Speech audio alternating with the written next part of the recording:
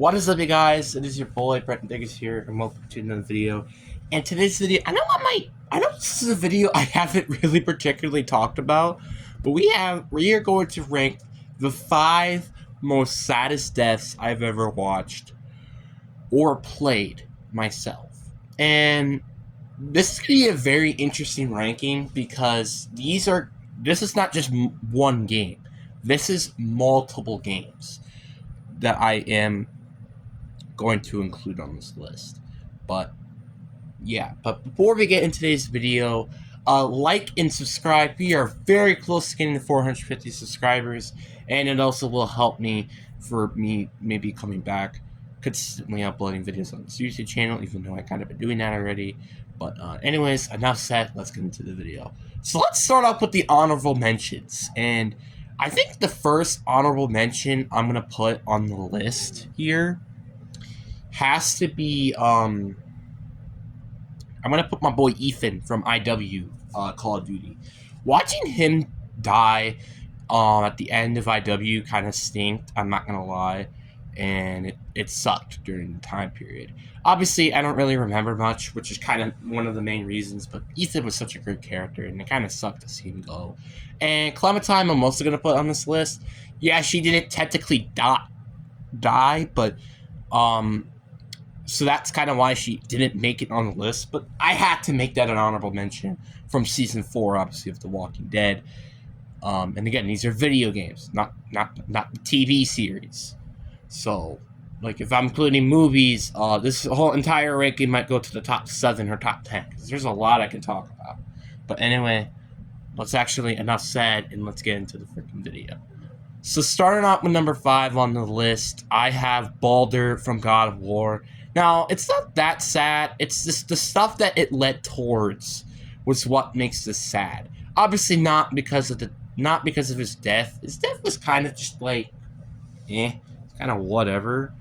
But the actual death itself was pretty freaking sad to watch. It was kind of sad just to see that a character like Baldur would, again, this would just happen. So it's very sad, and then it led to a lot of the conflict, which would happen in God of War Ragnarok, which we'll talk about that. Well, and I'll just keep it there. But Baldur's death was definitely kind of sad. But speaking of sad deaths, we're gonna talk about. So now we're gonna get to the actual sad deaths as a whole, and we got Soap from MW3. Soap unfortunately died in MW3 and got shot by whatever the frick villain name is. I'm sorry, I'm not a Call of Duty fanboy who knows all the lore and stuff, but it's like he died, and it was very sad to watch personally. Just see him die, sacrificing his life for Captain Prize. It was just like, this was one of the saddest moments in the game, which then obviously led to eventually MW3 with the actual game and stuff like that. It was just so sad to watch him just die. And in general, it wasn't really that fun of a campaign. Not gonna lie, I didn't really like that campaign that much. But it was definitely one of the more emotional points of the entire game in general. Then I got myself number 3, which is Kenny from Season 2 or Season 3, depending on what you chose. So if you guys, from The Walking Dead, by the way, if you guys don't know who Kenny is, Kenny has a very sad story. I'm not even gonna lie. Episode 1, you met him, his wife, and his kid and stuff on a farm. Day 2 of the zombie apocalypse, and just it was kind of sad watching him, But you're starting to realize, okay, he's a pretty nice fella, stuff like that. He backs you up and stuff. But then you get to episode 2, and a lot of things start to quickly go downhill. You had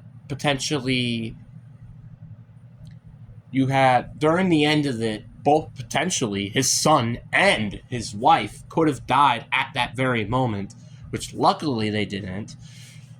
But you were helping out so much to basically help doing this and causing none of this to even happen.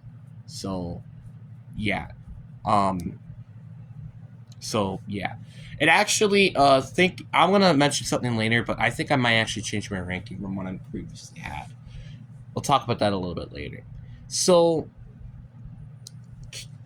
then you get to episode 3 and things just fall downhill, and Katja and Duck get bit, and he eventually turns into a zombie, which by choice you could made him and his family kill him, or you could have just killed him yourself. But when they went into the woods prepared to say their goodbyes, Katja shot herself and killed herself because she couldn't dealt with the grief of Duck. And that let Kenny on his own, having his wife and his kid both die in the same moment. Which is just, it's so sad. It's sad to watch. And then you had episode 4, which is like a reference to Duck, with the walker being a kid, and it looks like Duck and stuff. Then in episode 5, you think he would be dead, but then on season 2, you realize in episode 2, I think, that he comes back and he's alive. And all that stuff happens. And then in episode 3, I think, he gets beaten to the bone with the crowbar and loses one of his eyes. And it's kind of unfortunate. And then in episode 4, you're helping him out with the pregnancy, and then an all-out battle happens between these two groups. And then in episode 5, which was the final episode, AJ was lost, and Molly was lying. And then you had to make a decision, because they were going to fight to the death, essentially, to decide who are you going to kill? Are you going to let Kenny kill Molly, or are you going to kill Kenny? And if you kill Kenny, then obviously you and Molly get AJ, and then there's another decision later, which I'll not spoil that.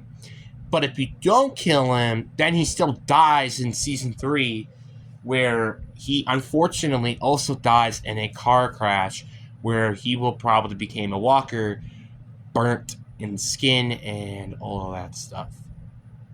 And it's very sad to watch, and it was one of the most saddest things I have to say. Then we got number 2 on my list, and you thought this was pretty freaking sad. We got Ethan Winters out here. And this is the worst death I have personally watched from a game that I've actually played myself. And it's just so sad to watch. And matter of fact, there are a couple of moments, but we're only talking about the game portion, not the DLC, where I think he died, or maybe he didn't. I'm unsure. We still don't know that yet until, maybe we might not know that even until Resident Evil 9 comes out, which we don't even know when that's going to come out. But anyway, it's so sad to just watch it happen, and there's nothing you can do about it. And so obviously you are Ethan Winters, and you go around, kill the 4 lords, but then Miranda took your freaking heart out, which was terrifying to watch personally. And then you play as Chris Redfield and stuff, and then you realize, wait, what? Ethan's still alive? But then you realize, oh, it's because of the mold. That was the only reason why he was still alive. And then Duke was telling him that, are you sure about this? Because, well, your body's falling apart. Which that was just a cool foreshadow, by the way. Then you had the final fight with Miranda, which is awesome, by the way, even though it was kind of difficult for me. And then you saved Rose, but then his body was low, like the foreshadow, crumbling apart. And then he sacrificed himself, blowing up the entire village sky high, saving his daughter and Chris and everybody else, essentially. Which, this was one of the most saddest deaths to watch, and seeing the end where Rose is the age of like 16, I believe, going to his memorial at the end was so heart-touching, and it was actually unbelievable to watch, in my personal opinion. And remember the time when I said I wanted to change up the list a little bit? So, yeah, Baldur is no longer 5th, and he'll be an honorable mention. And Soap will be moved to number 5 on the list to put Thor from God of War Ragnarok. Just seeing him get a arc, like, basically not following Odin's path anymore was so touching. But then he just gets stabbed in the heart by Odin. It's like, oh my god, this character was so amazing in the game, and I'm not gonna lie, just seeing him die was kind of sad to watch, and it really, really was just sad to watch. I think he was even bigger than Soap's death as a whole, so it's just like a lot of things that happened with that death just caused to, well, you fighting against Odin and all the passion, started to just build up and, attack Odin. Then we got number 1, and I don't think this is going to be a shocker to anybody. This is probably the most saddest death, in my opinion, in gaming history. In my humble opinion. Obviously, again, I haven't watched any of the other games. This is even more sadder, I think, and there's a very good arc. We got Lee from Walking Dead Season 1. It doesn't matter how you killed him, by letting him turn or shooting him in the head with Clem. It doesn't matter. The way he dies is so heartbreaking. The first couple of times I've seen this death has made me cry.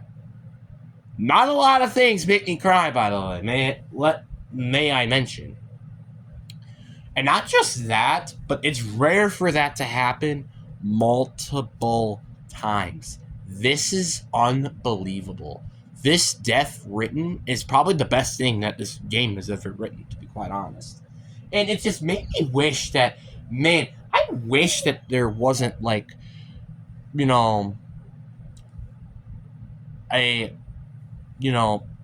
that all this conflict that happened with Telltale Games and Whisper Season 5 to come out, which there are rumors that could still happen because of things that happened in the past.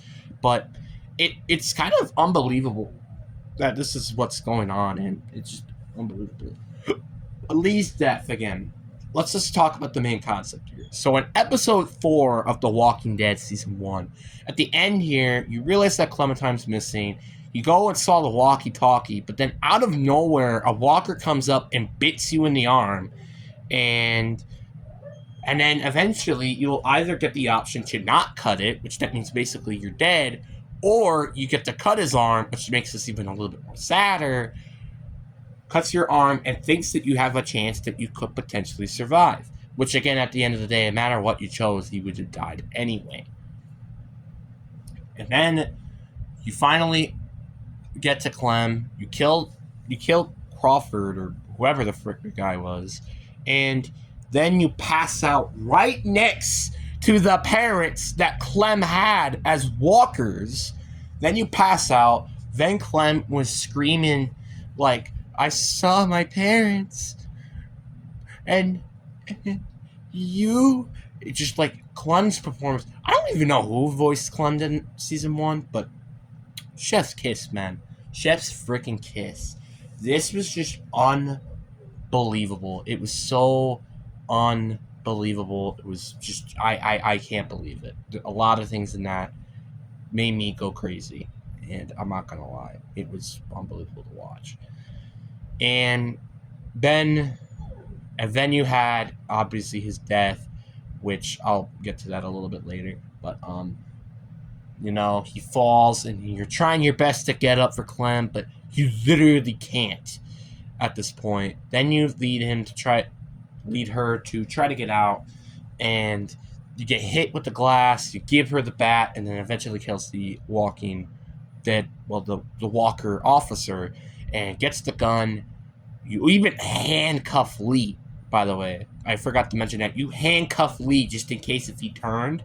And that makes this even more sadder to watch. It's just unbelievable. And no matter what you chose, if you killed him or left him to turn, it didn't matter. Because no matter what, he would have died anyway. But if you did end up picking the death with the gun, it was heartbreaking to watch. And in the credits, oh my god, make it even worse with the Take Us Back song. Just, wow. I think it's arguably probably one of the best written deaths ever, and I don't think any death would ever come to that. Like, if Clem did die in season 4, hypothetically, I don't really think that, I don't even know if that one would have been on 1. I think that could have been 2. So, yeah, it's just, I can't believe how unbelievable these deaths were, and it's unbelievable to watch. It's so unbelievable. It's one thing to get developed into a character, but seeing that character go through so much and then seeing them die afterwards just makes things terrible. But anyways, guys, I really hope you guys enjoyed this video. Peace.